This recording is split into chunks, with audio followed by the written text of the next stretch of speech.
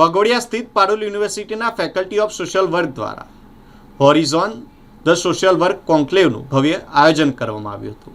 કાર્યક્રમની શરૂઆત dean professor doctor M.N. પરમારના સ્વાગત ભાષણ સાથે થઈ હતી, જેમાં તેમણે સામાજિક કાર્યના ક્ષેત્રમાં શૈક્ષણિક સંસ્થાઓ અને ઉદ્યોગ ક્ષેત્ર વચ્ચેના સહકારની આવશ્યકતા પર ભાર મૂક્યો હતો. આ અવસરે યુનિવર્સિટીના વાઇસ પ્રેસિડેન્ટ ડૉક્ટર ગીતિકા પટેલે પોતાના માર્ગદર્શન દરમિયાન ભવિષ્યના વિકાસ માટે શૈક્ષણિક સંસ્થાઓ અને ઉદ્યોગો વચ્ચે મજબૂત ભાગીદારી વિકસાવવાની જરૂરિયાત દર્શાવી હતી. કાર્યક્રમમાં professor vice chancellor doctor Kunjal સિન્હાની ઉપસ્થિતિએ પણ કાર્યક્રમને વિશેષ ગૌરવ આપ્યું હતું. કાર્યક્રમના મુખ્ય પ્રવક્તા તરીકે ભાવિક ખેરા, મેનેજિંગ ડિરેક્ટર સી લીકેજીસ પ્રાઇવેટ લિમિટેડે જણાવ્યું હતું કે આજના સમયમાં માનવ સંસાધન વ્યવસ્થાપન, ડેટા આધારિત વિશ્લેષણ અને કર્મચારીઓની સ્વીકાર્યતા જેવી બાબતો સંસ્થાઓના સાતત્યપૂર્ણ વિકાસ માટે અત્યંત મહત્વપૂર્ણ બની રહી છે.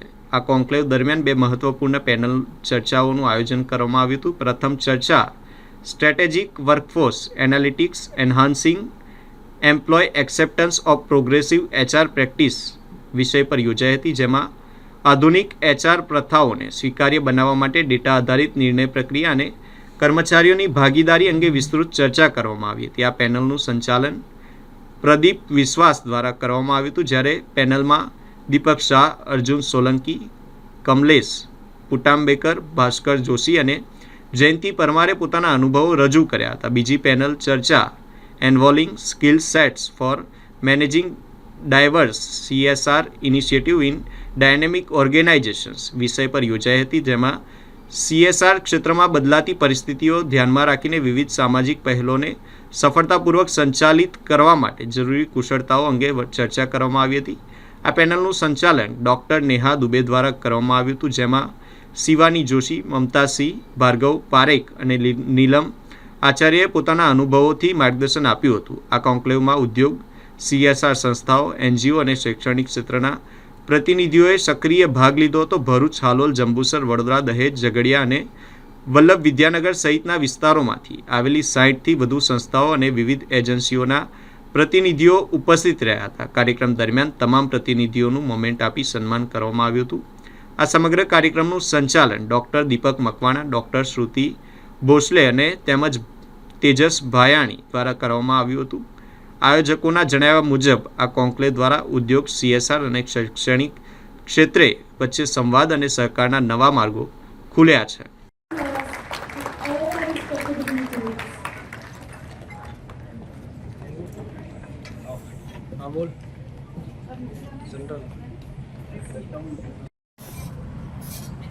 श्री भाविक खेरा साहब, managing director C Linkages Private Limited and also former President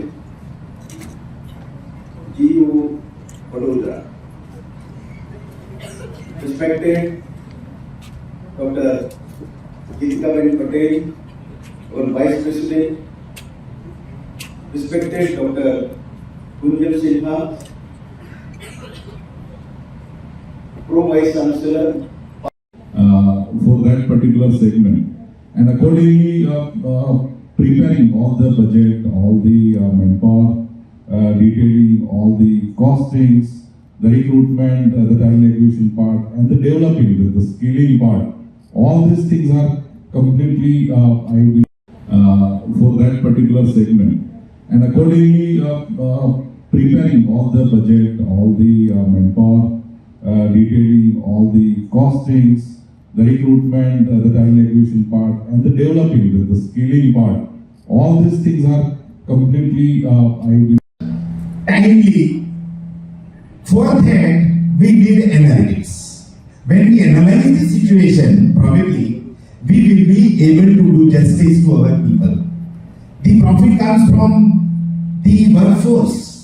Ultimately, the last goal of business is to get the profit. Now, from where this profit comes? Timely. For that, we need analytics. When we analyze the situation, probably we will be able to do justice to our people. The profit comes from the workforce. Ultimately, the last goal of business is to get the profit. Now, from where this profit comes? દર્શક મિત્રો, spark today ન્યૂઝમાં આપનું હાર્દિક સ્વાગત છે. આજે spark ટુડેની team Parul યુનિવર્સિટીમાં faculty of social વર્કમાં આવી છે. ડીન પ્રોફેસર મગનભાઈ પરમાર એમને એક સરસ મજાનો કાર્યક્રમ પેનલ ડિસ્કશન રાખ્યું છે ઇન્ડસ્ટ્રીઝની સાથે. એની અંદર જે વર્કફોર્સ એનાલિસિસ છે, એનાલિટિક્સ છે, એ કેવી રીતે ડાયનેમિક્સ આખું કામ કરે છે. આપણી સાથે ખેરા સાહેબ છે, જે સી લિંક પ્રાઇવેટ લિમિટેડ કંપનીના એમડી છે. આપણે એમને પૂછીએ, સાહેબ શું કહેશો? ડેટા એનાલિટિક્સ બહુ એક ઇમ્પોર્ટન્ટ વસ્તુ છે આજના જમાનામાં. આપણે પહેલાં સોશિયલ વર્કમાં બેસિકલી એવું હતું કે બધું સેવાભાવી હતું, આપણો દેશ એવું જ છે. પણ હવે આપણે જે એને ઇન્ડસ્ટ્રીની જોડે જોડીએ છીએ તો એમાં આપણે ડેટા એનાલિટિક્સનું મહત્ત્વ ઘણું બધું છે, જેના બેસિસ પર આપણે જે પણ કંઈ નક્કી કરવું છે એ આપણે આગળ નક્કી કરીને એ સોશિયલ ઇમ્પેક્ટ સૌથી વધારે થાય એવું આપણે કામ કરી શકીએ. આપણી પાસે dean faculty of social work Parul યુનિવર્સિટીના મગનભાઈ પરમાર છે. પરમાર સાહેબ શું કહેશો એના કાર્યક્રમ? આજનો કાર્યક્રમ ખાસ કરી અને ઇન્ડસ્ટ્રી અને એકેડેમિયાની જે ગેપ છે એને બ્રિજ કરવા માટેનો કાર્યક્રમ રાખ્યો છે. અને એમાં જુદી જુદી ઇન્ડસ્ટ્રીમાંથી જે એક્સપર્ટ્સ આવ્યા છે એ લોકોએ ખાસ કરીને એઆઈની વાત કરી, સાથે સાથે એચઆર નોલેજની વાત કરી, અને એમાં બંનેનો સમન્વય કેવી રીતે કરી શકાય અને વિદ્યાર્થીઓને આવનાર સમયમાં જે એચઆરમાં એઆઈનો ઉપયોગ થશે, નવા નવા રોલ આવશે, નવી નવી જવાબદારીઓ આવશે, તો એમાં કેવી રીતે કામ કરવું, એનાલિટિકલ સ્કિલ કેવી રીતે ડેવલપ કરવી, કમ્યુનિકેશન સ્કિલ કેવી રીતે ડેવલપ કરવી અને માણસને માણસ તરીકે કેવી રીતે જુઓ, એ વસ્તુનું ડિસ્કશન ખાસ થયું છે અને એ વિદ્યાર્થીઓને એક નવી ક્ષિતિજ મળે છે. સાહેબ, આજના પેનલ ડિસ્કશનમાં કોણ કોણ હતા? આજના પેનલ ડિસ્કશનમાં શરૂઆત અમારી ખેરા સાહેબથી થઈ છે. ત્યાર પછી આખું જે પેનલ હતું એનું જે સંચાલન છે એ અમારા સુરોડના જે આસિસ્ટન્ટ જનરલ મેનેજર પ્રદીપજીએ કર્યું છે. બીજા અમારા પેનલિસ્ટ હતા શ્રી જેડી પરમાર, એ પોતે શ્રીરામ ઓર્ગેનાઇઝેશનમાંથી આવ્યા છે, વર્તમાન શ્રીરામથી.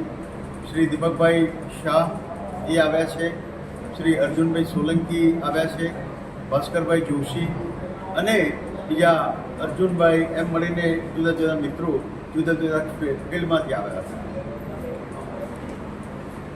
તો આ હતું પારુલ યુનિવર્સિટીમાં એક સરસ મજાનું પેનલ ડિસ્કશન થયું.